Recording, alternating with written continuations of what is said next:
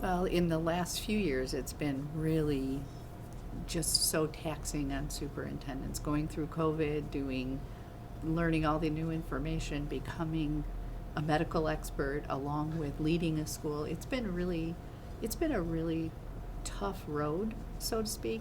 And I think in our region, all the superintendents immediately stepped up and said, we're in the midst of COVID, but we have to spring into action, and we really have to start leading and doing what we need to do. And I think 2.5 years later, they finally were able to catch their breath, and they said, wow, I didn't realize what a heavy load that was. We've just been on this treadmill for 2.5 years, and now we have a second to catch our breath. And I think they're starting to see it's taken a big toll on superintendents across the country. The biggest priority is they've suffered an awful lot as a result of COVID, and they're trying to get kids back in and get kids back socialized to being in school. It was a huge difference from pre-COVID to post-COVID, and I think they're really just trying to get kids' learning levels back up. They're trying to get them reacclimated to being with each other, to being in school together. And in some cases, we've seen behavior differences to the negative with kids, and a lot of it we're thinking potentially has to do with the fact that they were out of school for 2 years. So it's really just dealing with how do we get kids back in, how do we get a new normal and get back rolling again. It's probably the number one factor for student success. And if you have happy leaders, you have happy teachers, you have happy students, it just impacts everything all across the board. And I think culture and those relationships that teachers make with kids, administrators have with kids, it's everything. It's probably the number one, in my personal opinion, I think it's the number one thing that is a huge factor. Well, I think that's a tough one because they have to really target and really focus in on that particular issue.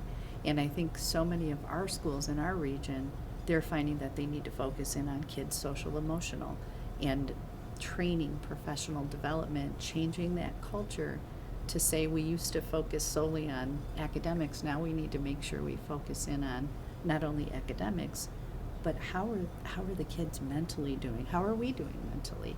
And I think that's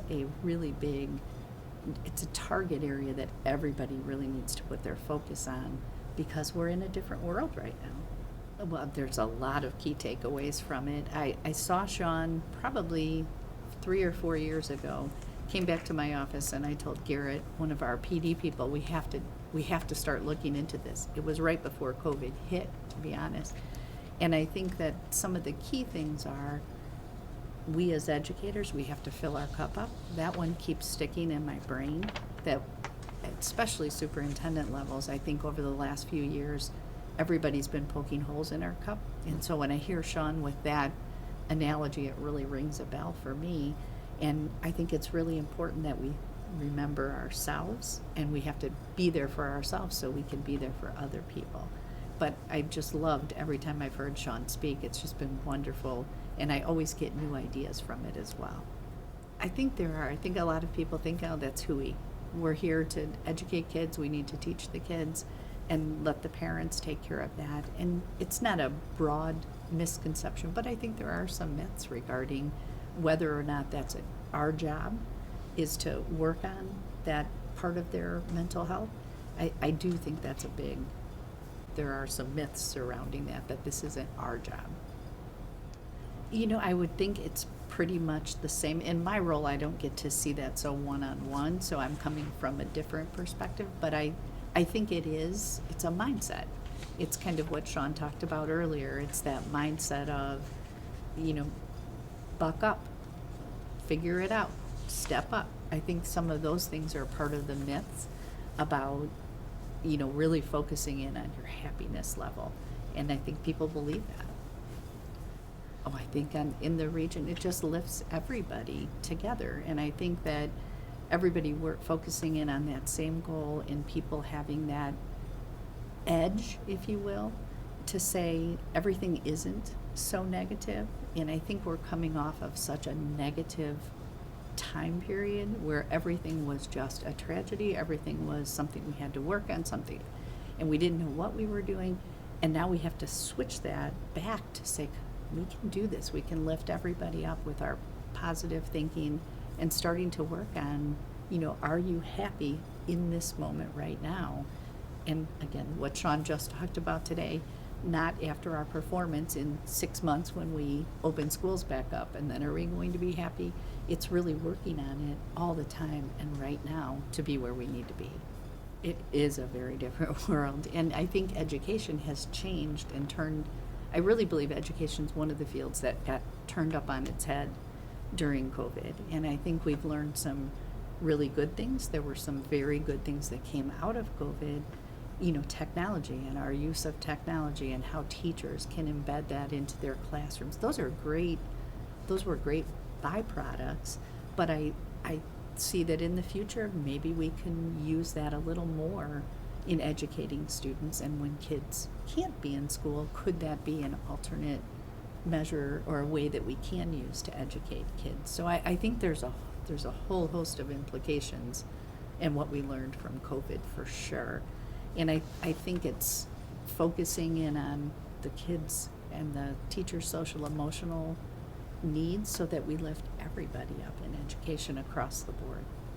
Absolutely. We have to start with the staff. We just scheduled yesterday, we had a session where it was only for the superintendents in our region. And the reason we did that is because they have been so, they've been so taxed over the last few years. And in one of our meetings that we have on a regular basis, one of the superintendents actually said, we need a session just for us. We need just a wellness session. Can you help us put that together? And so that was this little germ of an idea. And it was funny because I remember sitting back and thinking, okay, why didn't we think of that sooner? We should have known as we went along that this would be something that they would need. And I think for superintendents in particular, the last few years, everyone looked to them to do what needed to be done.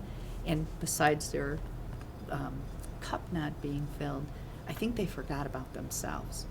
And I think when they forgot about themselves, we finally said, okay, we need to start that. And so it does need to start at the top, and it needs to be administration, and it needs to be staff members.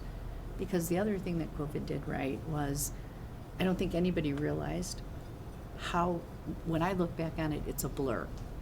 I look back and think, what did we do? And I can't believe the things that we actually did during all that time of COVID. It's amazing. But as a result, I realized we didn't take care of ourselves because we were on that constant treadmill. So that's true of teachers. It's true of our paraprofessionals. It's true of the janitors. It's true of everybody in a school district. And if we don't work with them to work on their own wellness, I think we're doing a disservice to the students as well.